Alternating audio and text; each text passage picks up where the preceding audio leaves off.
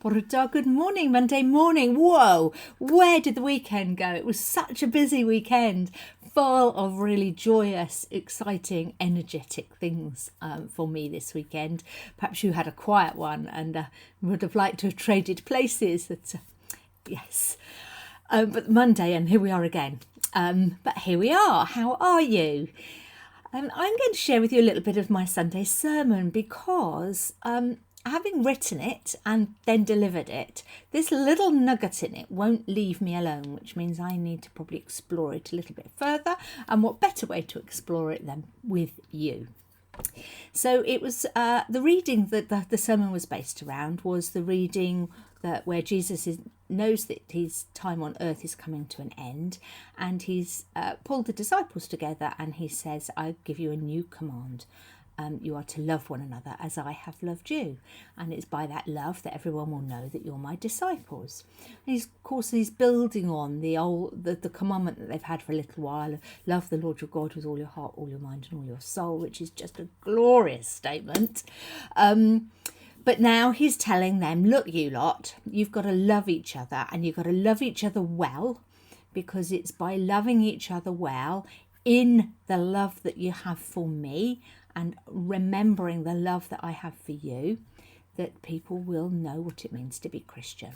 And I can't get rid of that. I used a lovely analogy in my sermon yesterday, which I'll share with you. And I think this is kind of what keeps going on in the back of my mind. And I've no doubt at all that it's because I'm trying to eat healthily at the moment, and this is a really unhealthy food analogy. Oh dear, the honesty. Perhaps I shouldn't be quite so honest. So I invited people to picture chocolate. I love chocolate. Chocolate is a really core thing in my life. Now you can add anything into that chocolate that you like, as long as you keep the chocolate. And the chocolate is the core flavour. So add in marshmallows or fudge or bits of biscuit. Don't put raisins in it because that's not right at all. Maybe you like raisins. But basically you can put anything into the chocolate, maybe bits of honeycomb, popping candy, anything, as long as the core is chocolate. And then all those other flavours can go in to make something enhanced or different, or just to ring the changes perhaps. And I think that the love we have that is given to us by God for us to then share with each other is like the chocolate. And I think everything that we do in our lives has to stem from a place of love. And then we add in all the other stuff. And the other stuff might be things that we do in church, or things that we do for our family, things that we might do in the workplace. Perhaps we are openly Christian in our workplace. Perhaps in church we have tasks or ministries that we perform. Perhaps we've got things that we enjoy doing for the church. Perhaps we've got a lot of neighbours that we are in touch with and supporting.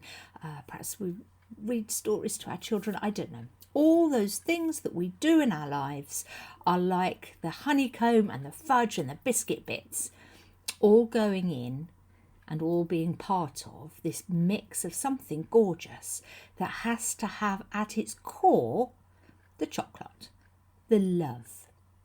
And if we don't do everything that we do from a place of love, knowing that that's God's love and our love for him and his for us, then I think that's what causes us to get very tired or resentful and perhaps burn out and lose our way and lose our enthusiasm, because we're not placing the bits into the love of God.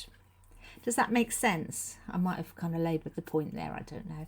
But anyway, long story short, if we start with a base of love, everything else that comes from it will be from God and with God, by God and in God. How wonderful is that?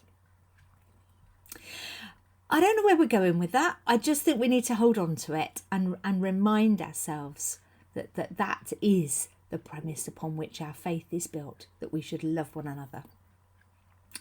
Easy to say, sometimes not so easy to do. We all know there are people who are trickier to love than others. Perhaps we have to try a bit harder with them.